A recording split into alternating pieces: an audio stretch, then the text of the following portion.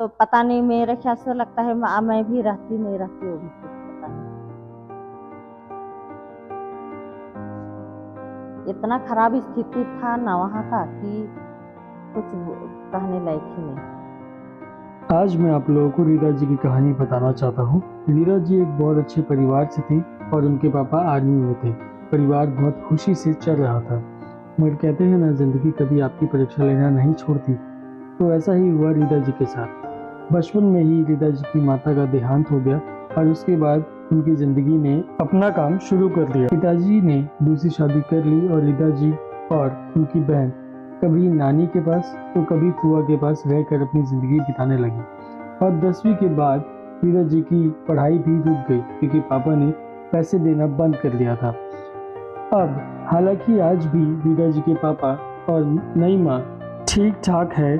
फिर नानी ने रीता जी की शादी छत्तीसगढ़ में कर दी, मगर जिंदगी ने रीता जी का पीछा तब भी नहीं छोड़ा और उनके हस्बैंड का खाना पीना और घरेलू हिंसा की वजह से रीता जी अक्सर परेशान रहती थी। रीता जी हर दिन अंदर ही अंदर टूट रही थी और कई बार तो उन्हें ये भी ख्याल आया कि क्यों ना मैं इस जिंदगी को छोड़ ही दूं, मगर अपने 5 बच्चों को देखकर वो अक्सर रुक जाया करती थी।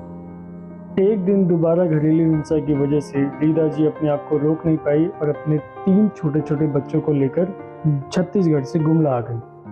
कुछ दिन तो उन्होंने अपनी मौसी के यहाँ बिताया और फिर उन्होंने एक कमरा लेकर अपने 3 बच्चों के साथ वहाँ रहना शुरू किया। लगभग 1 साल हो गए थे उन्हें अपने पति से मिले हुए। तो आइए मिलते हैं रीता जी से और सुनते हैं उनकी कहानी। जी पीते थे और शाम सुबह साहब जब भी आएंगे तो वही लड़ाई। और मैं काम करने जाऊंगी ना तो पूरा बोरे का धान निकाल निकाल के ले जाएंगे और पूरा पिएंगे, उधर ही बोरा उरा फेंक देंगे। फिर काम करके आऊंगी, एक शब्द बोल दी तो पूरा मारपीट करते थे। मारपीट करते थे तो हमको तो दिक्कत होता था। और 5-5 जन बच्चा लोग ना, अब कुछ भी कमा के रखेंगे उसको ले जाएगा, पी देगा और किसी से दूसरों से निकाल के लेंगे, अपने भी नहीं निकालेंगे, दूसरों से निकलवा के ले जाते थे और पीते थे। काम भी करती थी कितना, सुबह उठ के शाम तक काम करती थी, लेकिन कभी हल्दी मसाला नहीं रहेगा तो कभी तेल नहीं रहेगा तो कभी मिर्चा नहीं रहेगा, कभी क्या, कपड़ा लत्ता खरीदना तो बहुत दूर।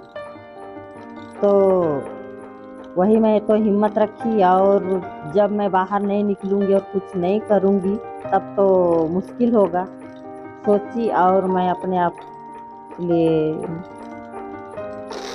अपना क्या मुंड बनाई और निकल गई। जो होगा देखा जाएगा। जी मेरा भाई एक है, वो कुछ खर्चा दे रहे थे हम लोग का खाने पीने का, इसी कुछ थोड़ा मोड़ा।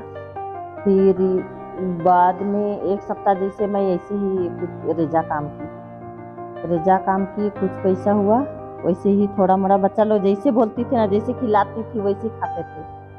सुट्टी भात तो सुट्टी भात, नमक भात तो नमक भात खाते थे। वैसे कर करके मैं बढ़ाई और उसके बाद में छोड़ के आ जाती थी उर्मी से यहाँ गुमला। वही उन लोग को केवल छोड़ के आ जाती थी, जाके बनाते थी। फिर बर्तन धोंगी, खाना वाना बना के फिर खिलाऊंगी, फिर सोते थे। फिर सुबह जल्दी उठ के फिर जल्दी बना के फिर और आ जाती थी, अपना अपना स्कूल जाते थे।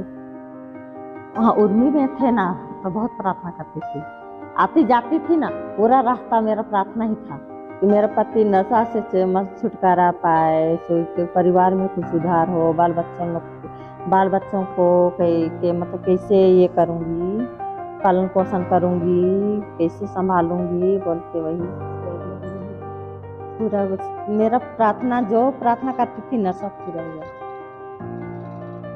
वो कहते हैं ना, जिंदगी में अगर आप हिम्मत नहीं हारते हैं, हार नहीं मानते हैं, तो कितनी भी बड़ी परिस्थितियां हो, वो आपके आगे घुटना टेक ही देगी। उसी तरीके से रीता जी ने भी अपनी हिम्मत ना हार कर कभी मजदूरी, फिर उसके बाद सिलाई, फिर धीरे धीरे उन्होंने ग्राम उत्थान से जुड़कर अपनी जो सिलाई की टैलेंट है उसको बढ़ाया और दार्जिलिंग बंगाल जाने का मौका मिला और वह आज कई अलग अलग तरीके की सिलाई और बुनाई करती है। और आज अपने ही हाथों से वह झारखंड की फेमस साड़ी, गमछा व मणिपुरी बैग भी बनाया करती है और आज वो अपनी जिंदगी से बहुत खुश है। अभी हम लोग सब बड़े अभी अच्छे से ही हैं सब। पति भी काम कर रहे हैं, बच्चा लोग भी पढ़ रहे हैं। पीते हैं, अभी भी पीते हैं, लेकिन पहले के जैसे नहीं। तो ये थी रीता जी की स्टोरी, जो हमें यह बताती है कि कभी भी हिम्मत नहीं हारनी चाहिए। फिर चाहे जितनी बड़ी परिस्थिति क्यों ना हो, हमें उसका हमेशा डट कर ही मुकाबला करना चाहिए। आपने इससे क्या सीखा, आप हमें कमेंट में बता सकते हैं। मैं आशीष, अभी झारखंड से।